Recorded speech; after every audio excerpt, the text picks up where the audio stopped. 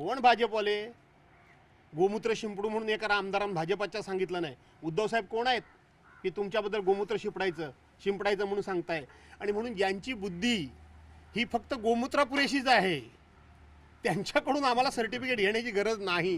त्यांनी गोमूत्र शिंपडत राहू नये तर गोमूत्र पीत राहावं असा माझा त्यांना सल्ला आहे. खोटं काय आहे? शरद पवार साहेबांचे आमदार किंवा आज जे मंत्रिमंडळामध्ये गेलेले 9च्या 9 मंत्री यातला एकाच दुसरा मंत्री सोडला तर यांची ईडीची चौकशी नव्हती, यांच्या सीबीआयच्या चौकशा नव्हत्या, यांच्या इन्कम टॅक्सच्या चौकशा नव्हत्या, यांना नोटीस दिलेल्या नव्हत्या. 40 आमदार एकनाथ शिंदेंबरोबर गेले, त्यातल्या किती लोकांच्यावर आरोप आहेत? आणि ते तिकडे गेल्यानंतर काय झालं? रक्षाबंधन झालं? काय झालं काय तिकडे गेल्यानंतर? आणि म्हणून पवारसाहेब म्हणतायत हे केवळ महाराष्ट्रापुरेसं नाही. तुम्ही त्या ठिकाणी ते आमदार मंत्री सोरेन, हेमंत सोरेन, शिबू सोरेनचे चिरंजीव हेमंत सोरेन, त्यांच्या राज्यामध्ये काय होतंय? पश्चिम बंगालमध्ये ममता बॅनर्जींचं राज्य आहे, त्यांच्या राज्यामध्ये काय होतंय? अशोक गेहलोतांचं त्या ठिकाणी राजस्थानमध्ये राज्य होतं, काय झालं? त्या ठिकाणी मध्य प्रदेशमध्ये ते राज्य ज्यावेळेला काँग्रेसचं होतं कमलनाथांचं, तिथे काय झालं? दिल्लीमध्ये अरविंद केजरीवालांचे काय हालाल सुरू आहेत. आणि म्हणून पवारसाहेब म्हणतात ही केवळ राजकीय भूमिका गोष्ट नाही तर ही वस्तुस्थिती आहे. राम मंदिरचा मुद्दा कितपत प्रभावी ठरेल निवडणुकांमध्ये? असं आहे की प्रभू रामचंद्र हा आमचा सर्वांचा आहे. मी आज एक पक्षाचा पदाधिकारी म्हणून सर्वांनाच आव्हान करतो की उद्या 22 तारखेला प्रभू रामचंद्रांच्या मूर्तीची प्राणप्रतिष्ठा होणार आहे. सर्वांनी मिळून हा कार्यक्रम धूमधडाक्यात करावा. मी सुद्धा माझ्या ऑफिसमध्ये संपूर्णपणे आमच्या तिकडच्या 2-3 तालुक्यांच्या उपस्थितीमध्ये खूप हा कार्यक्रम धूमधडाक्यामध्ये करणार आहोत. याचं कारण असं आहे की ही प्रभू रामचंद्राचं मंदिर व्हावं ही कोणा एका पक्षाची इच्छा नव्हती. किंबहुना जो पक्ष स्वतःहून कुठली जबाबदारी घ्यायलाच तयार नव्हता ती जबाबदारी त्या काळामध्ये हिंदू हृदय सम्राट माननीय बाळासाहेब ठाकरेंनी घेतलेली जबाबदारी होती. आणि म्हणून प्रभू रामचंद्राचं मंदिर व्हावं. आज विश्व हिंदू परिषदवाले कुठे आहेत? आज बजरंग दलवाले कुठे आहेत? अशोक शिंगलांचे अनुयायी कुठे आहेत? प्रवीण तोगडिया कुठे आहेत? उमा भारती कुठे आहेत? साध्वी ऋतांबरा कुठे आहे? विनय कटियार कुठे आहेत? आणि लालकृष्ण अडवाणी सुद्धा कुठे आहेत? शिवसैनिकांचं बलिदान, शिवसैनिकांचं योगदान जे लोक नाकारतायत त्या लालकृष्ण अडवाणींना सुद्धा याच गोष्टीमुळं कधीही पंतप्रधान होता आलं नाही. पार्लमेंटमध्ये श्रीयुत लालू प्रसाद यादव यांचं भाषण ऐका, त्यांनी काय सांगितलं होतं लालकृष्ण अडवाणींना. आज ते लालकृष्ण अडवाणी कुठे आहेत? देशाचे राष्ट्रपती कुठे आहेत? ही सगळी मंडळी आहे कुठे? देशातले 4 शंकराचार्य प्रमुख जी आपली शंकराचार्यांची जी ही पीठं आहेत, आपली धर्मपीठं आहेत, ते कुठे आहेत?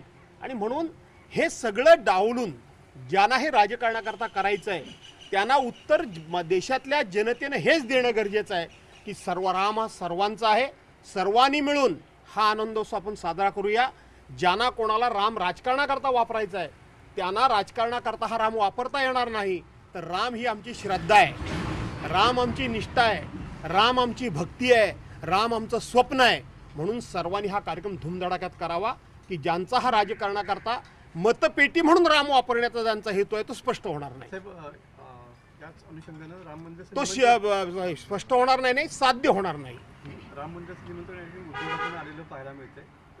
ते उद्या का राम मंदिरात जाणार आहेत, दुसरीकडे मोदी अयोध्येमध्ये या ठिकाणी पाहायला मिळणार. असं आहे की उद्धव साहेबांना निमंत्रण येणं न येणं याला मी फार महत्त्व देतच नाही.